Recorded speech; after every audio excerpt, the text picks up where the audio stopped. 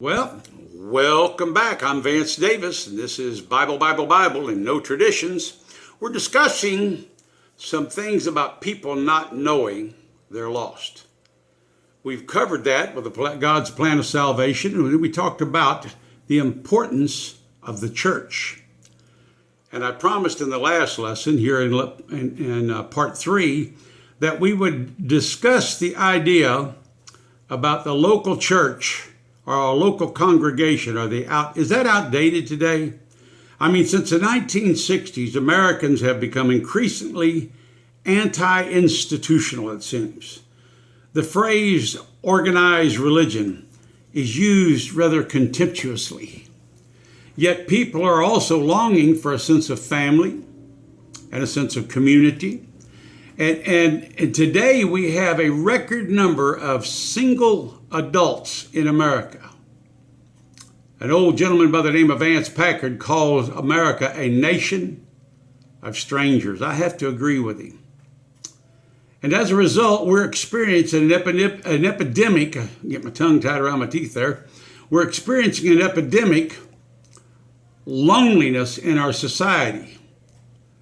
One Gallup poll reported that 4 in 10, in other words, 40%, 4 in 10 Americans admit to frequent feelings of intense loneliness.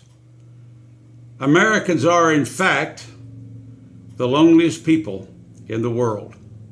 Everywhere you look, there are signs that people are hungering for fellowship, hungering for community and a sense of family. Remember,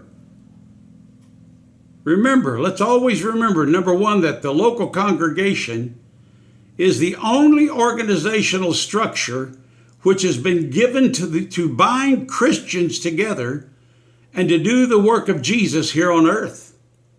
And remember, the New Testament church is about as anti-institutional as you can get, or it should be.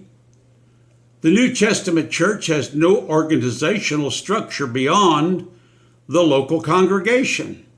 We have no ties to para-church type organizations, and it has been given what some might call only a bare minimum of leadership and other positions. In other words, elders, deacons, evangelists, teachers, according to Ephesians 4:11. But remember this as well, the longing to belong to some sort of extended family exists in our society, way beyond the building walls. But it provides the New Testament church with a timely opportunity. So besides stressing the salvation element, we can also stress to people in our society that here in the New Testament church, the local congregation is where you will be taught how to be a mature man and woman, how to effectively serve in that role that God designed for you, such as Paul did and told a young man named Titus in Titus chapter 2, verse 3 and following. But it's here you'll find the information, the encouragement, and the character which is necessary to have a happy marriage, to be a good father and a good mother. Here you'll learn about and acquire the courage, integrity, and virtue, and patience, and love, and so on. You see, in 2 Peter chapter 1, verses 5 through 11, there's some teaching that's going on there. This teaching is teaching someone the gospel. We want to impress upon them these points. That there's a sinner, they're it, and they need to be saved. And we need to teach them what they must do to be saved. The value and the nature and the purpose of the church. We need to teach them that the responsibilities of being a Christian and the cost involved, as Jesus did in Luke 14, verse 25 following. And then we can share with them where they fit in the organizational structure of the New Testament church, and most of all, how they can get involved and what they can do right now. I mean, there are many religious bodies which offer meaningless membership, By that I mean, why do so many churches find it difficult to motivate their members to give, to serve, to pray, to share their faith? Well, the answer is that the members were allowed to join with no expectations placed upon them. So you get what you ask for. There are some truths that need to be instilled in new Christians. All sorts of things could be asked of a new convert and members. I like this. Number one, I will protect the unity of the local congregation by, 1, acting in love toward other members. 2, by refusing to gossip. 3, by supporting and respecting the elders. Peter said in 1 Peter chapter 1 and verse 22, now that you have purified yourselves by obeying the truth, so that you have a sincere love for your brothers. So love one another deeply from a fervent heart. The Apostle Paul said in Ephesians 4:29, do not let any unwholesome talk come out of your mouths, but only what is helpful for building up others, to the building up according to their needs, that it may be beneficial to those who listen. The Hebrew writer said in Hebrews 13, verse 17, obey your leaders and submit to their authority, for they keep watch over you as men who must give an account. In other words, the shepherds of the flock are to be watching for you and your souls, because they will have to give an account. I think some shepherds forget that. Well, they forget their shepherds, just like titles, but in either case, they forget the fact that they're going to have to give an account for the sheep that God has placed under their care and pastured. God pastured his sheep with them. They need to read Ezekiel 34. It's in these lessons. Maybe they'll come watch them. So we're to obey them so that their work will be a joy and not a burden, for that would be of no advantage to you.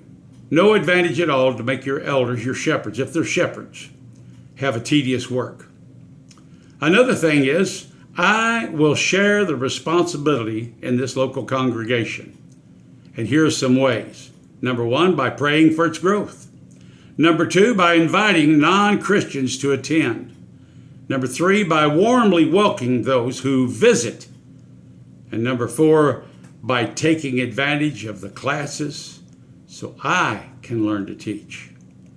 The third thing I'll do in a local congregation is I'll serve in the local congregation. Number 1, by discovering my talents. Number 2, by taking time to be equipped and to serve. I need to be equipped to serve. If I'm not equipped to serve, I can't do as Jesus wants me to do. And number 3, by developing the heart of a servant. If you have time, go study the book of 1 Peter chapter 4 and verse 10. It'll be good for you to look at that. And also Romans 12, 6 through 13. And then the fourth thing I'll do in a local congregation is I'll support the good reputation of the local church by attending faithfully, by living a godly life, by giving regularly. That's what God wants us to do. To be that way, as Paul described in Philippians 1:27. You know, there's some extensive, and I don't like to use a lot of this, but there's extensive research that's been done which shows that more friendships a person has in a congregation, the less likely he or she is to become inactive or to just get up and walk out the door and leave. It's a myth that you must know everyone in the church building in order to feel like you're part of the church. The average church member knows maybe 60 or 70 people in a congregation, whether it's 200 or 2,000 that are attending. But it's important, so important for all of us to look out for our place in the local congregation in order to build up the local congregation, in order to give the local congregation a beautiful, beautiful picture in the local community.